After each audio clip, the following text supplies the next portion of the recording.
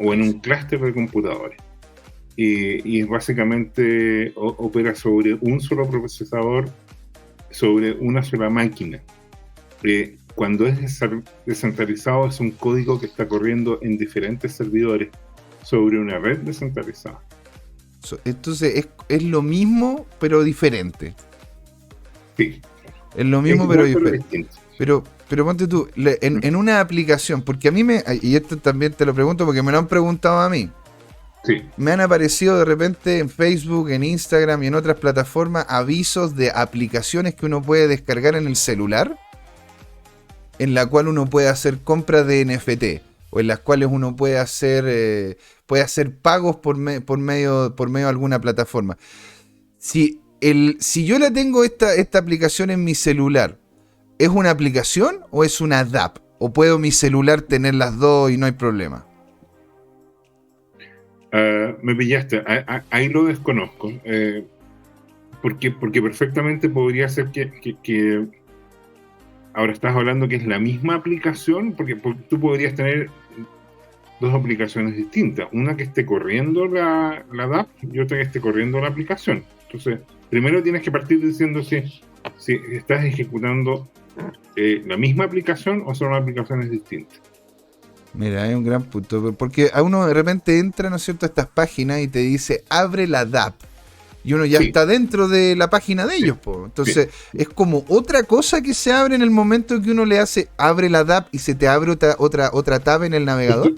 Depende de la funcionalidad, porque tú puedes, lo que pasa es que ahí tienes que ver si, por ejemplo, en tu celular solamente tú vas a dar una cuenta que va a estar viendo los datos y por lo tanto ves una vista y simplemente estás operando como una interfaz de salida en que te presenten la información, y otra cosa es que tú estés con la aplicación completa interactuando con la base de datos o blockchain distribuida, y por lo tanto esos datos son vivos y tú no solo puedes ver, sino que puedes meter tu dato, y al meter tu dato y replicarlo en el resto de todos los otros servidores, por ejemplo, es como decir, es la diferencia entre que tu aplicación en tu celular o en tu computador, en tu notebook, sea parte como un nodo completo o simplemente es un nodo observador.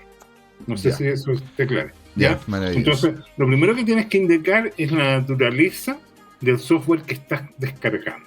¿Ya? Si uno se remonta históricamente a décadas atrás, había una arquitectura precursora de esta arquitectura descentralizada que se llamaban clientes servidores.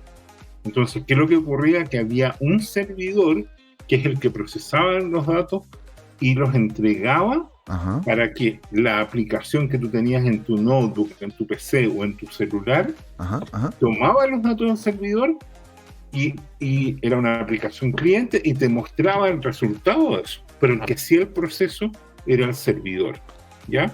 Cuando tú tienes una red distribuida, lo que tú tienes son nodos en donde cada uno de esos nodos es un servidor, ¿ya? Y la pregunta es, cuando tú accedes a esa red, ¿cómo vas a acceder? Si en tu celular accedes con el equivalente histórico a que sea un cliente y que simplemente ve los datos procesados, a que tú pudieras tener en tu celular una aplicación como servidora que transforma tu celular en un nodo completo o en un nodo servidor capaz de interactuar. Pero qué maravilloso. No sé, me quedó full, si eso te clara. Pero me quedó totalmente claro. Pero qué maravilloso poder conversar con usted, señora. Bueno, y ahí, aquí como se va hablando de Curve DAO, don Juan Limones nos comenta, según recuerdo tuvo un problema en el token que salieron antes de tiempo y no los liberó el creador, sino un hacker. Por eso casi nada el token, por eso bajó a casi nada el token de Curve y ha podido recuperar confianza y más siendo un DeFi. Y es cierto, de hecho, en lo que ocurrió fue de que un porcentaje no menor de los tokens que en un inicio salieron fueron ¿cómo poderlo decir? Fueron posicionados por un hacker, pero al parecer no era tan hacker, sino tenía cercanía con este amigo Michael Egorov, porque así lograban, ¿no es cierto?, con el excitement del tener los primeros tokens, una buena cantidad de dinero, en la cual después invertir, ¿no es cierto?, en lo que fue la creación de la DAO y otras cosas más. Pero avancemos un poco. Bueno, esta empresa, ¿no es cierto?, Curve DAO, fue beneficiada por el boom de las DeFi en lo que fue la primavera de ese año, el 2020. Lo que es en sí es que es un DEX, un exchange, un exchange DEX descentralizado. Ya. Hagamos la diferenciación. Un exchange centralizado es Ya. Binance, es Gemini, es Coinbase, es KuCoin.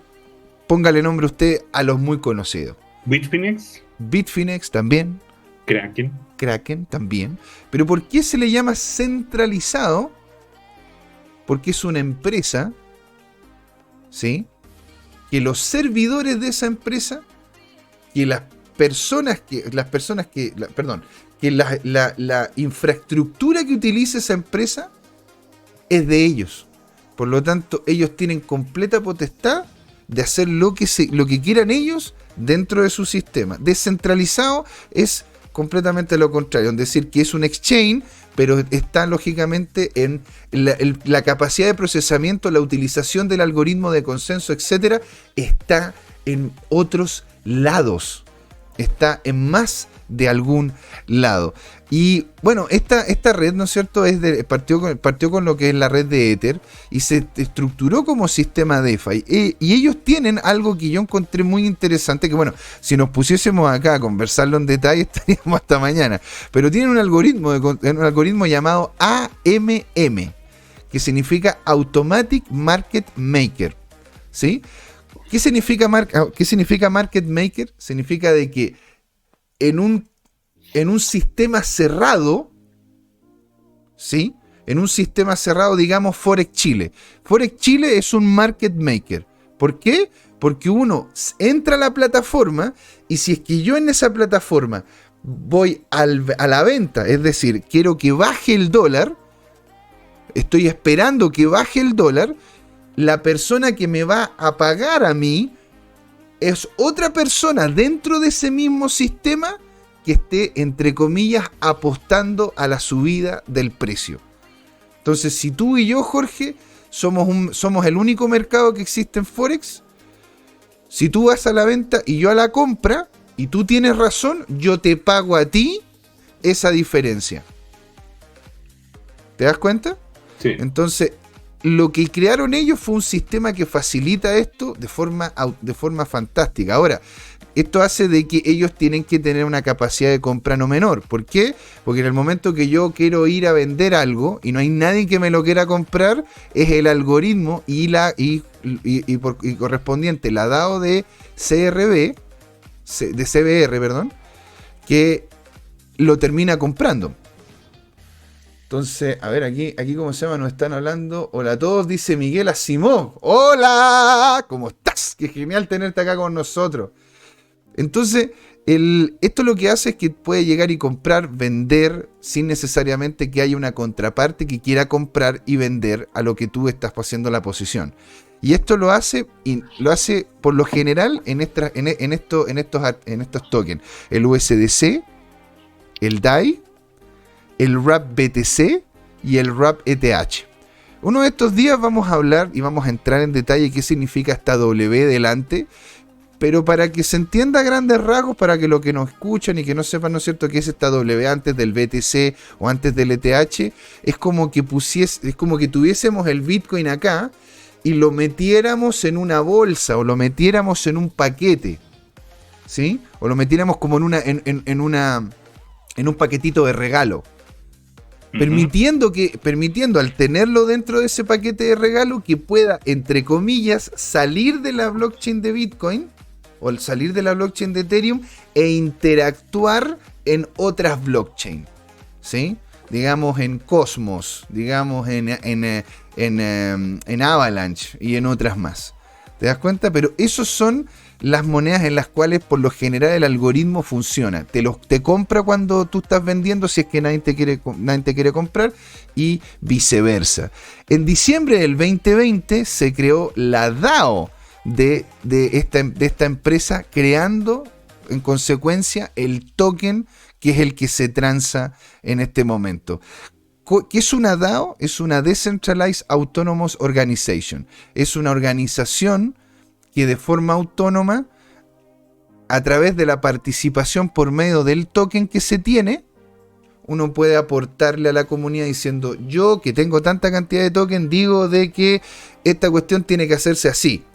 Y ahí empieza, ¿no es cierto?, la votación y todas las estructuras internas de la DAO. No vamos a entrar en detalle para no marear. ¿Sí? Sí. Ahora dime una pregunta. ¿Cómo está la tokenomía de CRB? Vamos a revisarlo. Permite esto, ¿no es cierto?, de que alguien que esté en otro lado compre y venda de forma automática, que es lo que permite, ¿no es cierto?, este algoritmo.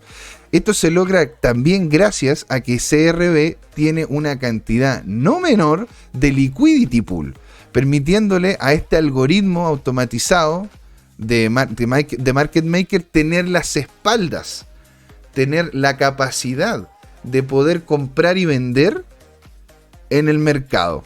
Es decir, es lo mismo que ocurre con los bancos, en donde nosotros le entregamos plata a los bancos para poder ahorrar, entre comillas, y los bancos utilizan este dinero que nosotros posicionamos en el banco para prestárselos con un interés asociado a un tercero. ¿Sí? Okay. Entonces, gracias a estos liquidity pool o a estos fondos de ahorro, la gente puede, ¿no es cierto?, utilizar este algoritmo como tal. Esta gente coloca sus capitales en pool, donde entrega liquidez al sistema para sus movimientos y recibe dinero a cambio de estos como una especie de interés o reward o ganancia por justamente hacer esta actividad. Ahora se puede hacer incluso eso con activos sintéticos. ¿Te acuerdas que estuvimos hablando alguna vez sobre los activos sintéticos? Y lo que es Synthetix. Ya, pues Synthetix es una plataforma que a ti te permite poder crear activos símil o parecidos o iguales a otro tipo de activos, como las acciones de Tesla, el dólar con el USD o el BTC con el SBTC. Entonces, si tú tienes una cantidad, porque te lo exigen de parte de Synthetix, tener una cantidad mayor posicionada en la plataforma de los tokens sintéticos que vas a sacar tú de ella. Es decir, para poder crear un sintético de BTC, uno tiene que posicionar imagínate, 100 BTC. Uno puede sacar sintéticos de BTC hasta el 80% de la cantidad que se colocó. ¿Y cuál es la gracia? Que sea un sintético y que no sea el real, de que el sintético es como que dijéramos un papel no es el activo como tal. Por lo tanto, el activo el BTC puede estar en un sitio, pero yo puedo tradear, puedo mover, puedo comprar y lo puedo vender en otro lado como sintético. Es como los papeles de la plata, los papeles del oro y todos esos papeles puntuales que uno puede comprar y vender sin necesariamente tener el activo subyacente. ¿Sí? Como ganancia de estos pools se puede obtener también otras monedas, no solamente CRB. Hay algunos que te dan USDT, algunos te dan USDC, algunos otros te dan Ether, algunos otros te dan Bitcoin, etcétera, etcétera. Hay una infinidad de diferentes pools y los vamos a ver cuando veamos, ¿no es cierto?, la plataforma. Incluso Compound y OneInch, ¿sí? OneInch, que ha sido uno de los exchanges más interesantes que hemos visto porque está expandiéndose por África a nivel Dios, porque fue uno de los primeros que estuvo en la App Store y en la Play Store de Google y de Apple. Y OneInch están conectados a CRB para aprovechar la profundidad de mercado que tienen dentro de las estables. Uniswap tiene mayor slippage que CRB. Y eso tiene un motivo, ¿no? No es porque simplemente Uniswap sea peor que CRB. Lo que ocurre es que como Uniswap tú estás haciendo cambios entre monedas que tienen una alta volatilidad. El slippage facilita de que el algoritmo, aunque se demore un tiempo, puedas obtenerlo dentro de ese slippage, que puede ser un 0.1, un 0.2, un 0.3. Lo que pasa en CRB es que como está muy enfocado en el tema de las estables, lo ideal es que tenga una diferencia entre lo que es la compra y la venta del activo lo más pequeña posible. Porque de hecho, y es lo que coloqué abajo de como ejemplo, porque nadie quiere comprar 10.000 USDT a 9.800 USDC. ¿Te das cuenta? Porque yo no quiero pasar una cantidad de dinero, sobre todo si hablamos de en estables de dólar, y recibir mucho menos de lo que yo terminé pagando. Entonces, por eso en esta plataforma el algoritmo también está pensado para eso, sobre todo en el tema de las estables. El slippage es chiquitito, muy pequeñito. También tienen yield farming, ¿sí? Que es un proceso utilizado utilizando el protocolo DeFi para maximizar los retornos de los holders, de los hodlers, que lo dicen tus hodlers. ¿Cuál es la cosa? ¿Qué es un yield farming? Es que, a ver, Jorge es un hodler de BTC, ¿no es cierto? Él compra y guarda. Lo que ocurre es que eso es simplemente guardarlo como debajo de la cama. No te entrega ningún tipo de ganancia el tener el BTC ahí. ¿Por qué no meterlo en esta plataforma y obtener ganancias por literalmente holdear el artículo? Holdear el token. Dime una cosa, ¿y cuál es el riesgo de aquello? El riesgo de aquello es que cuando uno holdea en estos yield farming, tendría que encontrar uno que tenga una paridad que esté a favor de lo que uno quiere ganar. ¿Sí? Es decir, sí. Una paridad BTC-USDT no habría problema porque estaríamos, ¿no es cierto?, en vinculación a un estable. Pero ¿qué pasa si yo quiero hacer yield farming BTC con ETH? Bueno, es que ETH igual sigue de cierta manera el movimiento del BTC. Pero BTC Avalanche, o BTC Solana, o ATH Avalanche, o ATH VeChain. Entonces, lo que ocurre es que con este tipo de movimientos se van calzando las peticiones que requieren para poderle dar liquidez al sistema, como también los gananciales que puedas tener con el yield farming. ¿Sí? Es decir, uno tiene que tener el cuidado de primero en qué plataforma lo está colocando. Porque hay muchas de estas plataformas que han sido hackeadas. ¿Sí? Y no solamente esta plataforma, sino las redes que están en conjunto con estas plataformas, porque más abajito, ¿no es cierto? Yo le tengo puesto ahí de que de hecho CRB bajó una buena cantidad, porque con los gas fee que había, nadie quería moverlo, nadie quería invertir, nadie quería sacar, nadie quería nada, porque al final te terminaba saliendo más cara la vaina que el sable, en muchos casos. ¿Sí? Entonces hicieron la relación con Polygon para bajar los costos, pero ojo, Polygon ha tenido más de algún hackeo, en donde el último de los hackeos le robaron cerca de $80 millones en token.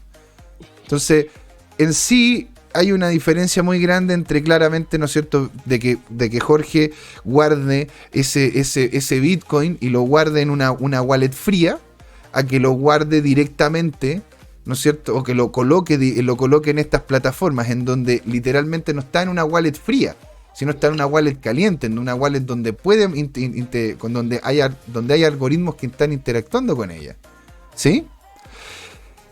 CRB como token, que ahora vamos a empezar a hablar de la tokenomía, ¿sí? CRB como token es utilizado tanto para gobernanza por medio de la DAO, como utility para poder utilizar, ¿no es cierto?, las herramientas que te entrega la plataforma y para poder obtener gananciales. Es decir, eso es lo que tú recibes como CRB en el momento de que haces estructuras de liquidity pool para entregarle más liquidez al sistema, o yield farming.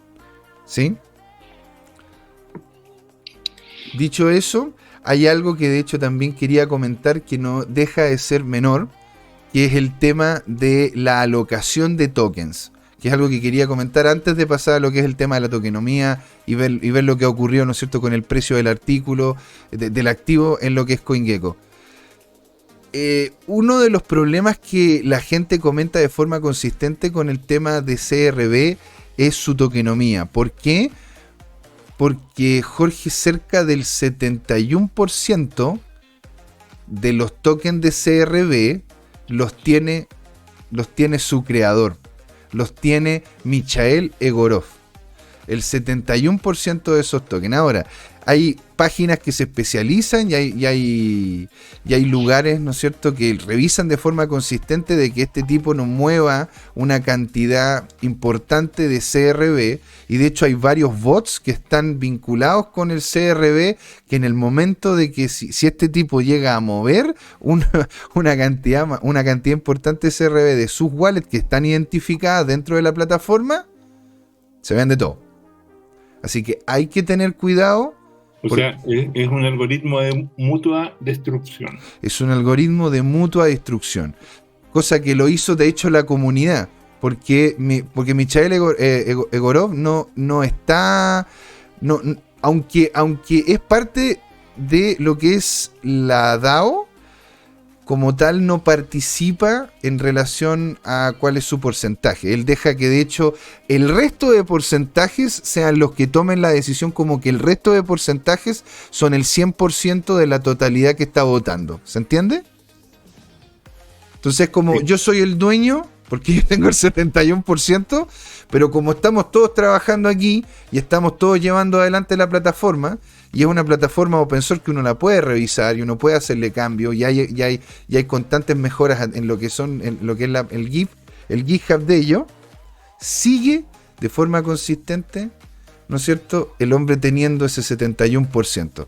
Y ahora, ¿por qué tú dices, bueno, pero por qué si es que me entregan a mí, ¿no es cierto?, una cantidad por hacer el yield farming, no, ¿cómo se llama? El token no se va a cero, porque en definitiva sería, entre comillas, que sería infinito, ¿verdad? Y no es así, porque gracias a lo que es el algoritmo de Market Maker, más el algoritmo interno de cómo funciona la DAO, lo que por lo general termina ocurriendo es que gran parte de los CRB que terminan saliendo al mercado, los terminan recomprando ellos mismos, haciendo de que no requieran una producción constante de tokens, sino una cantidad fija máxima, que es lo que vemos acá, que son 3.303 millones de dólares. O sea, perdón, 3.303 millones de tokens, perdón, yo me equivoqué. Con una capitalización, ¿no es cierto?, de mercado de cerca de 923 millones de dólares. Y si lo vemos después de dilución, que para que la gente que no sepa, ¿no es cierto?, el precio actual por la oferta máxima, estaríamos hablando de que esta organización estaría costando alrededor de los 7.781 millones de dólares. Cosa que en realidad hemos visto nosotros, Jorge, ¿verdad?, otras organizaciones que incluso valen mucho más que esta. ¿Te acuerdas o no? Ponte, ¿cómo se llama? Avalanche estaba costando cerca de los 15.000, VeChain estaba costando sobre los 8.000, 9.000, y lo que ocurre es que, claro, como está solamente limitado lo que es el CRB a lo que podría ser la utilización de gobernanza, a lo que son los gananciales que podrías tener por estos liquidity pool y por estos yield farming, los montos, el valor que tiene el CRB por el uso que tiene, es que tiene que ser bajo. Ya, pero dime una cosa, ¿cuán real es ese uso? ¿Cuántos de estos esquemas no corren en riesgo de que sean un esquema Ponzi, por ejemplo? O que sea todo un juego de derivados que el día de mañana hay un invierno cripto y se desploma como un castillo naipe. ¿Es posible? Es una buena pregunta. De hecho, nosotros ya vimos algo más o menos similar que terminó ocurriendo en el momento de que salió el token, que lo soltó, ¿no es cierto?, este hacker, y llegó el token a cerca de $15, y de ahí bajó hasta cerca de los 0.8, 0.3 dólares. Sí. Y de ahí lo que ha hecho se ha mantenido relativamente cerca, aumentando el precio, llegando en este momento. ¿Te acuerdas cuando tú...?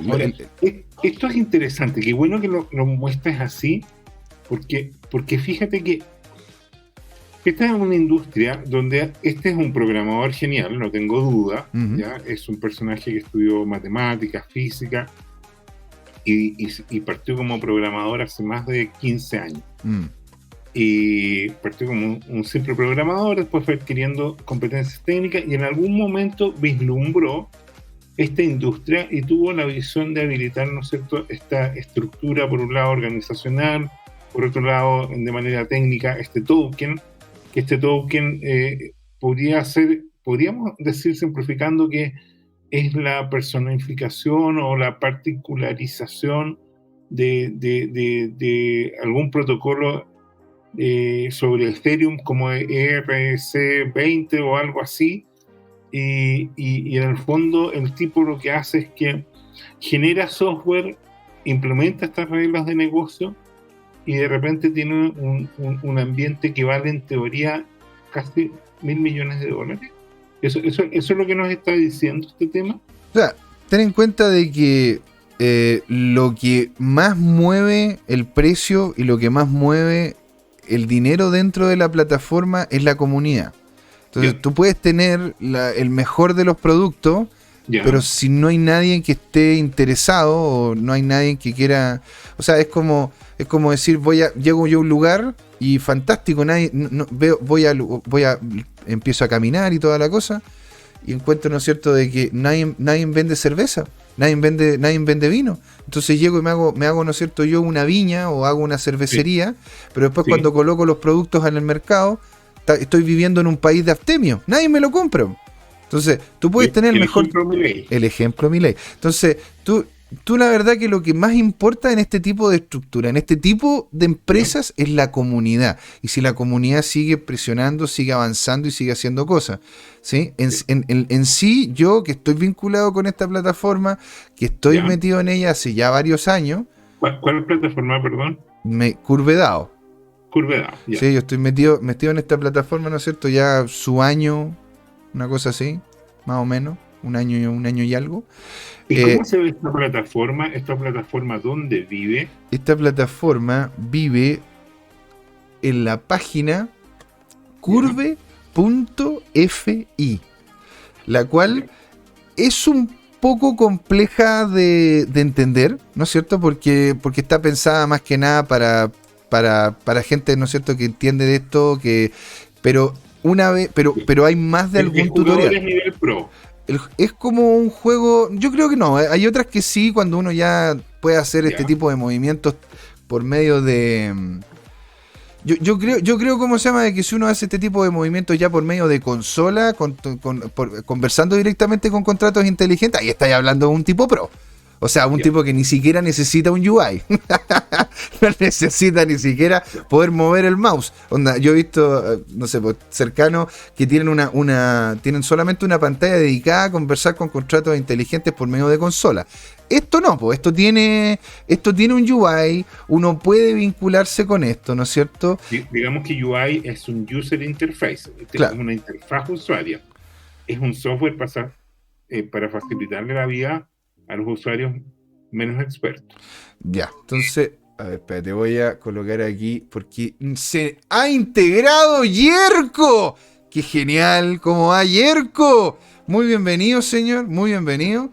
Pero ya vamos a estar con él terminando lo que estamos hablando de Curvedao, ¿verdad? Y aquí lo que vemos, ¿no es cierto?, son la cantidad de depósitos que existen en este momento en la plataforma, el volumen que se mueve de forma diaria y cuánto es lo que en realidad yo ahí tengo una cantidad depositada para poder jugar y qué sé yo, porque conecté para estar jugando. Coloqué, ¿cachai?, una cantidad para poder colocar ahí, qué sé yo. Ahora, espérate, ¿ese dinero lo tienes en algo así como cash o lo tienes como en una inversión a un mes, a un año? Muy buena pregunta. Lo tengo yo le estoy entregando en este momento liquidez a la plataforma.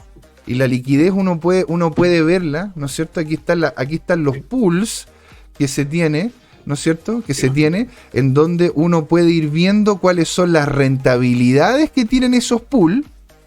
Ojo, esto es APY. APY, que significa que es Annual Pay Yield. La gracia es que es lo que te paga a ti, pero de forma anual, ¿sí? ¿cómo se llama? No es de forma, es de forma anual, no es de forma diaria, ¿sí? Esto es lo que te están diciendo, es lo que podría llegar a ser. ¿Te das cuenta? Entonces, si uno puede ver todas las pools que existen y uno puede incluso colocarlas, ¿no es cierto?, por medio de cuál es su mayor rentabilidad en este momento. Te fijas que este es un par que no solamente es FXS, sino que es el token que está dentro de Curve de FXS.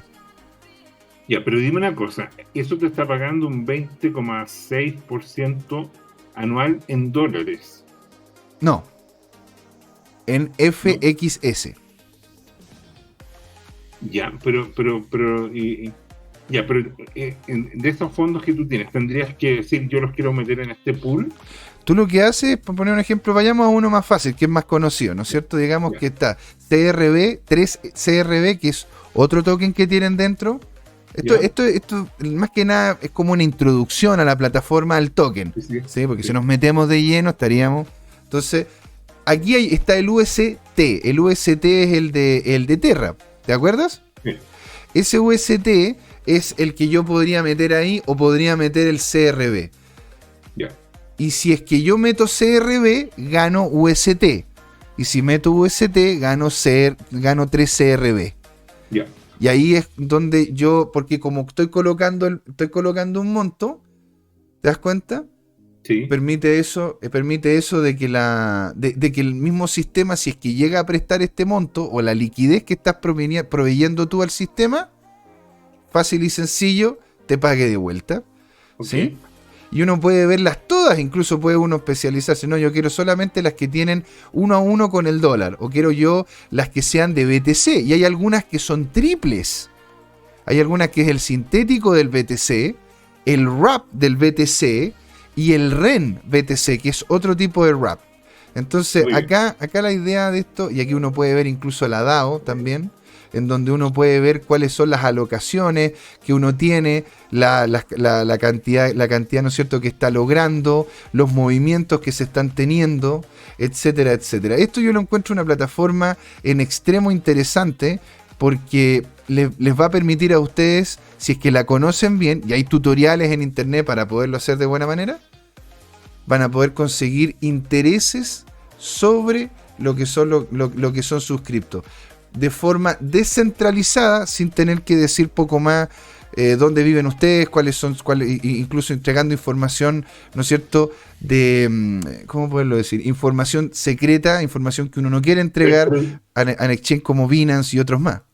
Ya, pero dime una cosa, ¿esto es equivalente a que si tú pones esos fondos sean como un depósito a plazo? ¿Lo tienes que tener un día, una semana, un mes, un año? Es una buena pregunta. Y todo depende. Cada fondo tiene sus reglas.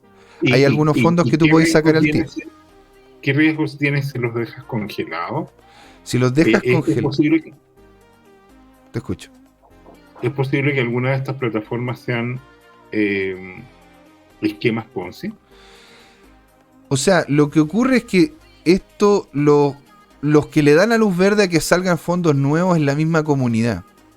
Por lo tanto, la misma comunidad es la que está revisando de que esto no sea así. ¿Te das cuenta? Y de hecho, los que llegan a tener alguna dinámica similar son los primeros que se terminan cayendo y no terminan generando ninguna ganancia, ninguna API. API griega. ¿Sí? Entonces, es como si nosotros tuviésemos, ¿no es cierto?, un grupo vecinal en el que nosotros sabemos quiénes son los vecinos que entran y salen, y cuando entra alguien que quiera hacer daño, nos llamamos entre todos y le vamos a pegar. Una última pregunta para poder ir al break y después seguir con Jerko. Sí, encantado. ¿Qué pasa si hay un evento tipo Cisne Negro, por ejemplo, la guerra en Ucrania, y las acciones en Estados Unidos caen más del 50% y cae la liquidez en todos los mercados del mundo? Y viene el invierno cripto y todo cae, por lo menos en el mundo, a la mitad de precio. ¿Qué pasa los activos que están involucrados en la plataforma van a hacer lo mismo? Van a caer proporcionalmente. Van a caer porque al final estás tratando con activos. Okay. Si tú tienes un fondo que tienes $10,000 y ahora el dólar vale la mitad, Entonces ese fondo en capacidad adquisitiva, porque sigues teniendo los 10.000, pero en Sí. capacidad adquisitiva ahora solamente ese fondo tiene capacidad de 5.000. Perfecto. ¿Te das cuenta? Ahora, los porcentajes de ganancia van implicados en la necesidad que tiene el sistema, el protocolo, ¿sí? De generar liquidez. Si hay mucha gente queriendo comprar Bitcoin y el Bitcoin está subiendo porque quieren comprar más Bitcoin, entonces es posible, ¿no es cierto?, de que los gananciales que obtengas tú por dejar tus Bitcoin en estos liquidity pool aumenten. Okay. Ahora, a mayor cantidad de gente en los liquidity pool se divide las ganancias en mayor cantidad de personas. Por ende, los gananciales son menores. Así que eso importa también. ¿Cuántas personas están en los liquidity pool? ¿Y cuántos de esos qué porcentaje tiene cada uno de ellos? Porque si yo tengo el 50% de ese liquidity pool y saco ¿cómo se llama? Saco todo mi capital, este liquidity pool puede que termine pagando muy poco o puede que termine pagando mucho si es que el activo es necesario. Por eso hay que empezar a ver, hay que empezar a meterse. Y esto es simplemente, iba a decir la puntita, no, pero esto es simplemente como un inicio a lo que es la conversación sobre estos temas, ¿sí? Vamos a hablar de otros tokens y otras cosas. Le vamos a dar la bienvenida también a Mario Riega, que dice, justo llegué, justo, señor. Porque se va a venir, ¿no es cierto?, la entrevista aquí a Yerko y Cracolo dice por 2. Qué maravilla, señores. Qué maravilla que estemos aquí haciendo comunidad. Y de hecho, hemos tenido un turn up muy, muy bueno. Muchas gracias a todos.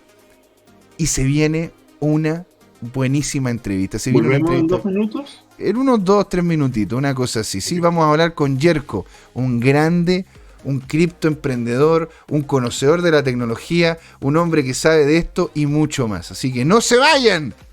Esto es Crypto Time. ¿Por qué, Jorge? Porque es hora de hablar de criptos. Es hora de hablar de cripto, ¿sí? Ahí nos vemos en un ratito.